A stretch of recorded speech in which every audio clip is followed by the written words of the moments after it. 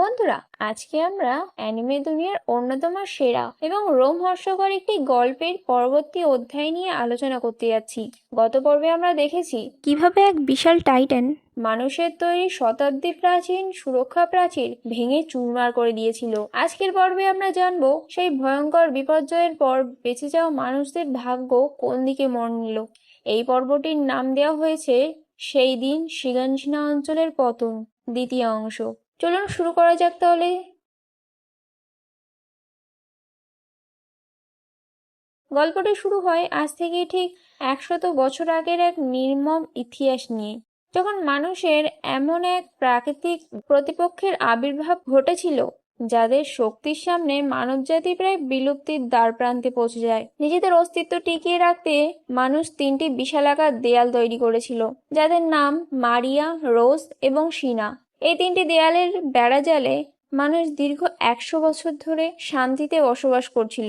কিন্তু হঠাৎ করেই এমন এক অভূতপূর্ব দুর্যোগ নেমে আসে যা তাদের এই সাজানো শান্তিকে এক নিমেষেই ধুলোয় মিশিয়ে দেয়।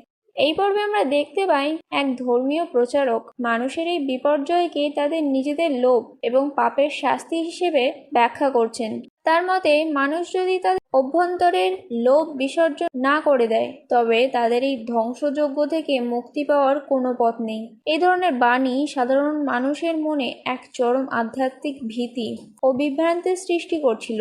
অন্যদিকে আমাদের প্রধান চরিত্র এরেন ইয়াগার তার মায়ের মর্মান্তিক বিদায়ের পর এক গভীর মানসিক ট্রমার মধ্যে দিয়ে যাচ্ছিল। তার মনের ভেতরে এক তীব্র ক্ষোভ এবং অসহায়ত্ব কাজ করছিল, কারণ সে তার চোখের সামনে ঘটে যাওয়া অন্যায়কে রুখতে পারেনি। সে নিজেকে বারবার অপরাধী ভাবছিল যে কেন সে তার মাকে বাঁচানোর জন্য শেষ মুহূর্ত পর্যন্ত লড়াই করতে পারল না। এই পরিস্থিতিতে মিকাসা এবং হ্যানেস তাকে বোঝানোর চেষ্টা করে যে সে তখন অত্যন্ত দুর্বল ছিল। হ্যানেস অত্যন্ত আবেগপ্রবণ হয়ে স্বীকার করে যে সে সেই ভয়ঙ্কর দানবীয় শক্তির সামনে দাঁড়ানোর মতো সাহস তার নিজেরও ছিল না। সে নিজের ভীরুতার জন্য এরেনের কাছে ক্ষমা চায় এবং তাদের সেখান থেকে দ্রুত নিরাপদ স্থানে চলে যাওয়ার নির্দেশ দেয়। শিগানশিনা অঞ্চলের সুরক্ষা ব্যবস্থা এমনভাবে ডিজাইন করা হয়েছিল যাতে প্রাচীরের বাইরের ছোট জেলাগুলো সমস্ত আক্রমণকে নিজেদের দিকে টেনে নেয়। এর মূল উদ্দেশ্য ছিল সেনাবাহিনীর খরচ কমানো এবং মূল শহরের নিরাপত্তা নিশ্চিত করা। কিন্তু এর ফলে সীমান্তবর্তী সাধারণ মানুষ সবসময় প্রথম এবং প্রধান লক্ষ্যবস্তুতে পরিণত হতো। এই চরম বিশৃঙ্খলার মাঝে সাধারণ মানুষের জীবন বাঁচানোর জন্য বন্দর এলাকায় একটি মাত্র বড় জলযান বা জাহাজের ব্যবস্থা ছিল। হাজার হাজার মানুষ প্রাণ ভয়ে সেই জাহাজের দিকে ছুটে আসছিল। পরিস্থিতির ভয়াবহতা দেখে উদ্ধারকারীরা মানুষদের অনুরোধ করছিল তারা যেন কোনো আসবাবপত্র বা অতিরিক্ত মালপত্র সাথে না আনে, কারণ এই মুহূর্তে মানুষের জীবন বাঁচানোই প্রধান লক্ষ্য। এই বিশাল ভিড়ের মধ্যে আর্মিন নামের আরেকটি চরিত্র তার পরিবারের সাথে জাহাজে চড়ে বসেছিল, কিন্তু সে তার প্রাণের বন্ধুদের জন্য অধীর আগ্রহে অপেক্ষা করছিল। যখন সে এরেন এবং মিকাসাকে জীবিত ফিরে আসতে দেখে, তখন তার মনের ওপর দিয়ে এক বিশাল পাথর নেমে যায়। কিন্তু এরেনের চোখের ভেতরের শূন্যতা দেখে সে বুঝতে পারে যে অনেক বড় ক্ষতি হয়ে গেছে তার। পরিস্থিতি আরও বেগতিক হতে শুরু করে যখন সমস্ত এলাকায় আতঙ্ক ছড়িয়ে পড়ে। সেনাবাহিনীর সদস্যরা কামানের গোলা প্রস্তুত করার জন্য আপ্রাণ চেষ্টা করছিল, কিন্তু তীব্র ভয়ে তাদের হাত কাঁপছিল। কামানের সঠিক নিশানা লাগানো তাদের পক্ষে অসম্ভব হয়ে দাঁড়িয়েছিল, কারণ টাইটানরা অত্যন্ত দ্রুত গতিতে ভেতরের মূল দরজার দিকে অগ্রসর হচ্ছিল। জাহাজের ধারণ ক্ষমতা শেষ হয়ে যাওয়ায় রক্ষীরা দ্রুত সেটি ছেড়ে দেওয়ার সিদ্ধান্ত নেয়। বাইরে আটকে থাকা শত শত অসহায় মানুষ জাহাজে ওঠার আকুল আবেদন জানাচ্ছিল, কিন্তু নিরাপত্তার স্বার্থে তাদের ফেলে রেখেই জাহাজটি রওনা দিতে বাধ্য হয়।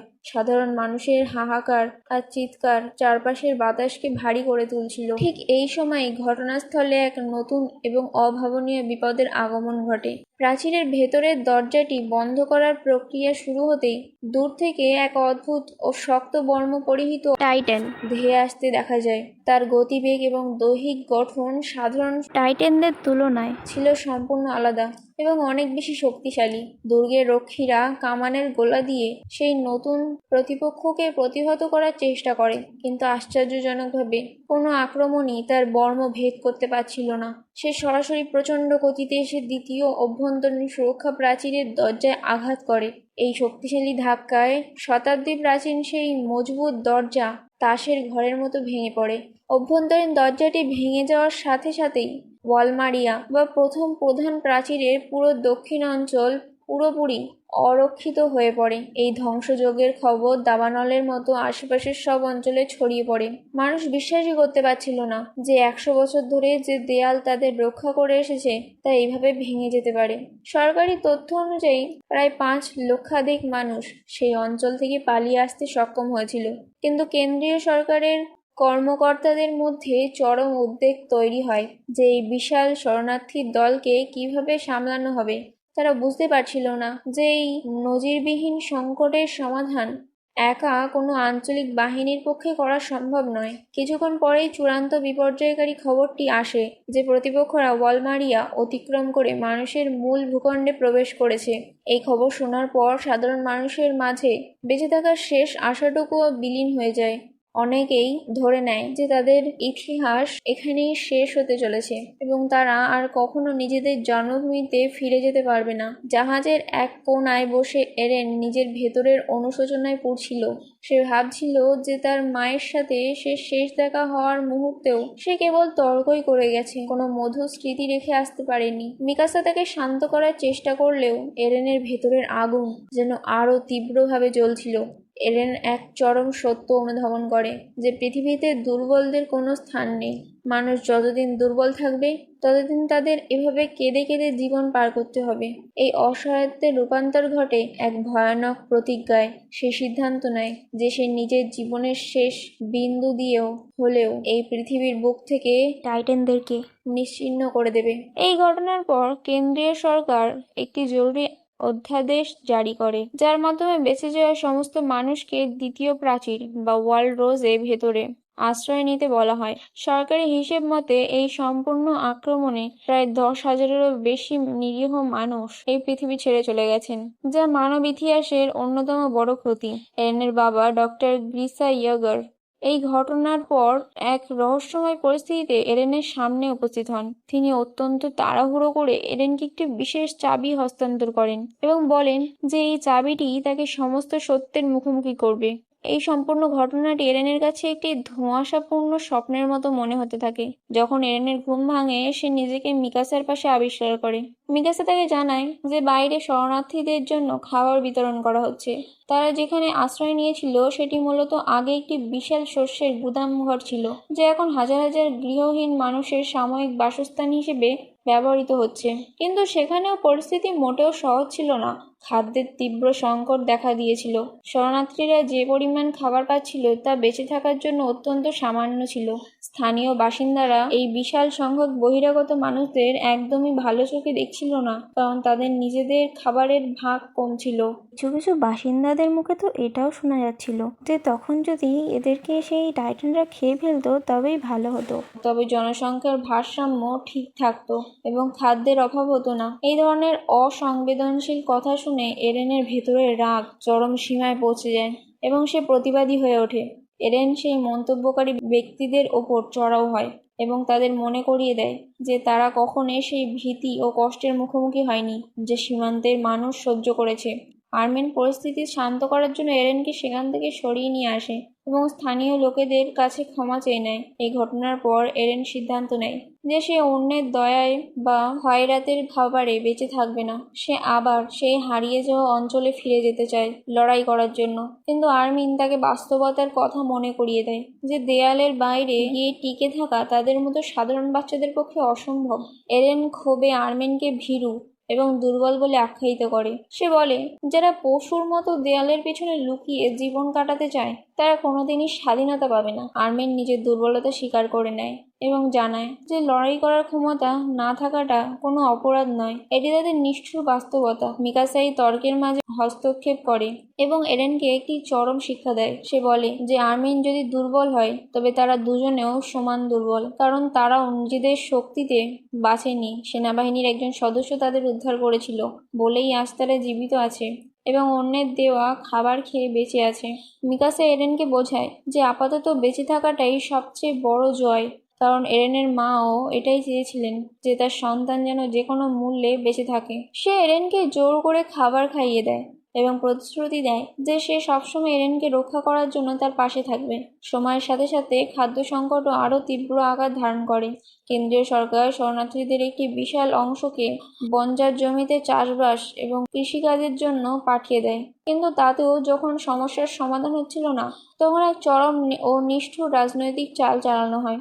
বছর 846-এ ওয়ালমারিয়া বা প্রথম সুরক্ষা প্রাচীর পূর্ণ দখল করার একটি কাল্পনিক ও অসম্ভব অভিযানের ঘোষণা দেওয়া হয়। এই অভিযানের আড়ালে মূলত প্রায় 2.5 লক্ষ শরণার্থীকে সরাসরি যুদ্ধক্ষেত্রে পাঠিয়ে দেওয়া হয়, যা ছিল মোট জনসংখ্যার প্রায় 20%। এই অভিযানের ফলাফল ছিল অত্যন্ত ভয়ানক। সেই 2.5 লক্ষ মানুষের মধ্যে মাত্র 100 জন জীবিত ফিরে আসতে পেরেছিল।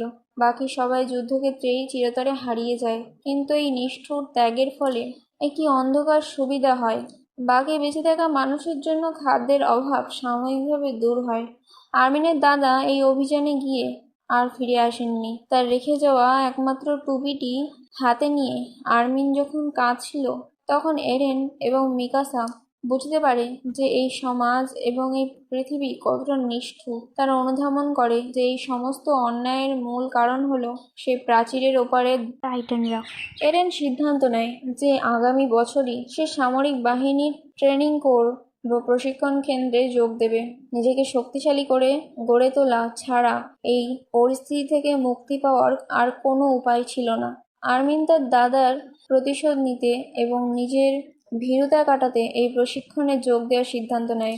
মিকাসাও তাদের সাথে যোগ দেওয়ার কথা ঘোষণা করে। এরেন তাকে নিষেধ করতে চাইলে মিকাসা সাফ জানিয়ে দেয় যে তার জীবনের একমাত্র লক্ষ্য হলো এরেনকে জীবিত রাখা।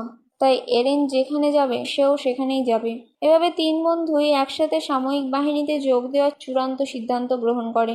পরবর্তীতে আমরা দেখতে পাই 114তম প্রশিক্ষণ কোরের নতুন সদস্যদের কুচকাওয়াজ। সেখানে প্রধান প্রশিক্ষণ কিথ সাদিস অত্যন্ত কঠোর ভাষায় নতুন রিক্রুটদের স্বাগত জানান। তিনি তাদের মনে করিয়ে দেন যে এই মুহূর্তে তারা প্রতিপক্ষদের খাদ্যের চেয়ে বেশি কিছুই নয় এবং তাদের যোগ্যতা ভেড়া ছাগলের চেয়েও অধম। প্রশিক্ষক ঘোষণা করেন যে আগামী 3 বছর তাদের এমন কঠিন ও অমানসিক প্রশিক্ষণের মধ্য দিয়ে যেতে হবে যা তাদের সম্পূর্ণ বদলে দেবে। 3 বছর পর যখন তারা প্রতিপক্ষদের মুখোমুখি হবে, তখন তাদের সামনে 3টি পথ থাকবে। হয় তারা প্রতিপক্ষের খাদ্যে পরিণত হবে, নয়তো মানবজাতির সুরক্ষাকারী দেয়াল হবে, অথবা প্রতিপক্ষদের ধ্বংসকারী এক একজন ফেরেশতা হবে। এই কঠোর বাণী শুনেও এরেনের চোখের ভেতরের সংকল্প একচুলও নড়েনি। সে নিজের মনে মনে পুনরায় প্রতিজ্ঞা করে যে এই প্রশিক্ষণের প্রতিটি ধাপ পার করে সে একদিন সমস্ত প্রতিপক্ষকে এই পৃথিবী থেকে মুছে ফেলবে। তার এই অদম্য ইচ্ছাশক্তি তাকে পরবর্তী কঠিন দিনগুলোতে এগিয়ে যাওয়ার শক্তি যোগাবে। তো বন্ধুরা, এ ছিল আজকে পর্বের বিস্তারিত আলোচনা, যেখানে আমরা দেখলাম কিভাবে একদল সাধারণ শিশু নিজেদের জীবনের সবচেয়ে বড় বিপদের মুখোমুখি দাঁড়িয়েও ঘুরে দাঁড়ানোর স্বপ্ন দেখছে। এক চরম নিষ্ঠুর বাস্তবতার মুখে দাঁড়িয়ে তাদের এই প্রতিজ্ঞা সত্যিই প্রশংসনীয়। পরবর্তী পর্বে হয়তো আমরা দেখতে পাবো এই 3 বন্ধুর সামরিক প্রশিক্ষণ জীবন কেমন ছিল এবং তারা কি পারবে নিজেদের এই কঠোর প্রতিজ্ঞা বজায় রাখতে, নাকি প্রথম ধাপেই তাদের স্বপ্ন ভেঙে চুরমার হয়ে যাবে। গল্পের পরবর্তী টুইস্টগুলো আরও অনেক বেশি রোমাঞ্চকর হতে চলেছে। আজকের আলোচনাটি আপনাদের কেমন লাগলো তা নিচের মন্তব্য বাক্সে লিখে জানাতে ভুলবেন না। দেখা হচ্ছে পরবর্তী কোনো রোমাঞ্চকর এপিসোডের এক্সপ্লেনেশন নিয়ে।